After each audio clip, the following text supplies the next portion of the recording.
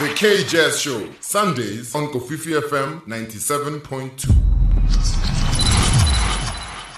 The 2024 Joy of Jazz celebrated Nelson Mandela Day with a special Jazz for Young People masterclasses and jam sessions.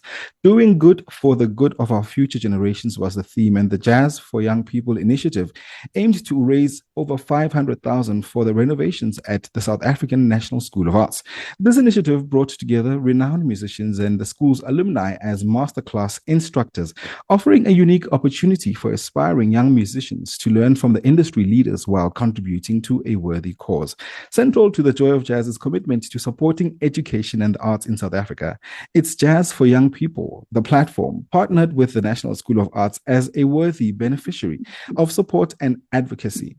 The school is a significant incubator of musical talent, continuously building on the legacy of the outstanding alumni who have walked its corridors. And the masterclass covered, in fact, various disciplines of jazz and was led by distinguished artists such as our first guest this Sunday, who joins us. Mandla Mlangeni is a jazz trumpeter, composer, and band leader who was on the Dipala stage this past week. Welcome to the show. Welcome back to Kofifi FM, Mandla. Always a pleasure and always great tuning in, and hello to the listeners out there. And thanks for having me. Thank you for joining us. One of the reasons for the master classes, Mandla, was to raise the funds for the improvement of the National School of Arts in Braamfontein, which has given to the arts an incredible lineup of artists in media, film, and music. Let's reflect on your time there as a student and why it is important to have these institutions in our society. Yes, I attended the National School of the Arts almost 20 years ago, actually. So it's going to be quite an emotional experience since I haven't stepped foot since I graduated. And for me, it's very important because I feel that there's a need for us to also give back and share what we've gleaned along the way with the upcoming musicians and artists that are going to be gracing us with their presence tomorrow. The National School of Arts in Braamfontein was the venue where all these activities took place. Tell us about your contribution to the initiative and some of the highlights. Yeah, it was highly inspiring. Especially dealing with all these musicians that I've actually studied with, some that I've both at the National School of the Arts and some of them crossing paths on stages and rehearsal rooms.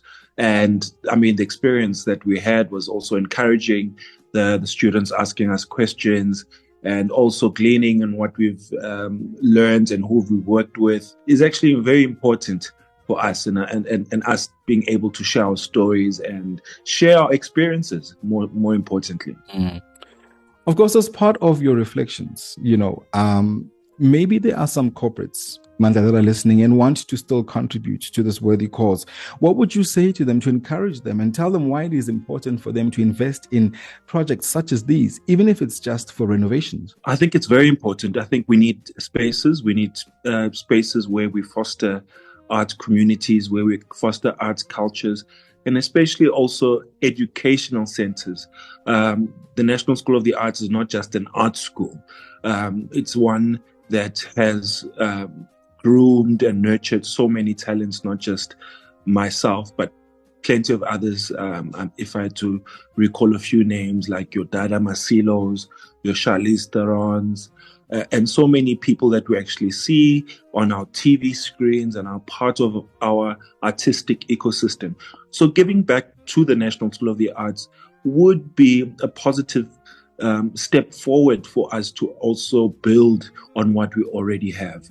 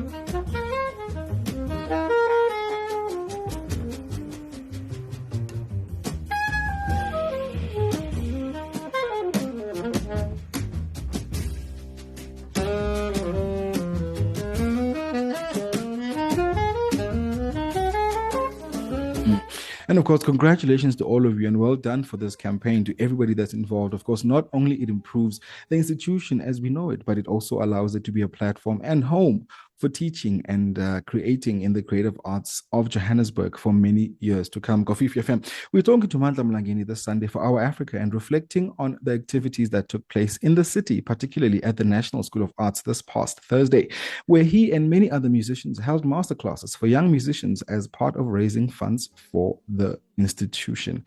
Now, Mandla, your musical beginnings, go back as far as your first instrument, which was your voice, to the recorder and then the trumpet, which you were under the tutelage of Mr. Innocent One. Let's reflect on those years and how being born during then the South African state of emergency, has helped shape your music. Yeah, I was born at a very tumultuous time in our history. My father was actually a human rights lawyer and activist, part of the ANC, and covering the atrocities of the apartheid government.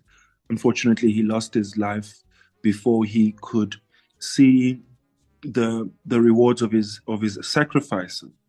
And growing up with that, I want to also, in my music, reflect the tradition of where I come from, of also sharing his teachings with the broader audience, and also telling my story the best way I know how, and that is through music. And that also through, my father, I think, was one of the first people who introduced me to music, because he would hunch me over his shoulders and we would go see the release of so many political prisoners. I think one of the first earliest memories that I have was us seeing the release of the Dalmas treason trialist. That was, I think, back then included your Ubab Likota, Umam Sisulu, Ubab Sisulu, and Umam Sisulu, excuse me. And then also the Dalmas and the Dalmas trialist as well. This was, I think, back in 89, 90, I stand to be corrected. And also, also him coming from his expeditions abroad, he'd always bring a musical instrument or percussive instrument for me to play with. So I first started twiddling my fingers on those toys that he brought me, and that, I think, planted a seed. And also the chants that he used to sing. I used to sing with him, and also growing up in a family that also valued church and also their own traditions. I had an aunt and uncle who were initiated into Ubungoma, and I also used to partake in those rituals when I was younger. And then growing up, also being involved more in church, I started singing in the choir. I was an altar server. And then, I was raised in that kind of community and that kind of environment. So music was almost, I found it by osmosis. It was only much later, when I was essentially in high school, that I wanted to join my friends in also playing musical instruments, that I encountered Ubab Innocent Ngwane. Yeah. And by then I was already playing recorder and I knew how to read music. But for me, he was that link that inspired me to actually devote my life to music. And because of just the personality he was and how he loved what he was doing, I took up. I then took up the trumpet, which then I thought was like such an easy instrument, but it's turned to prove me wrong, because I'm still working on my trumpet to this day.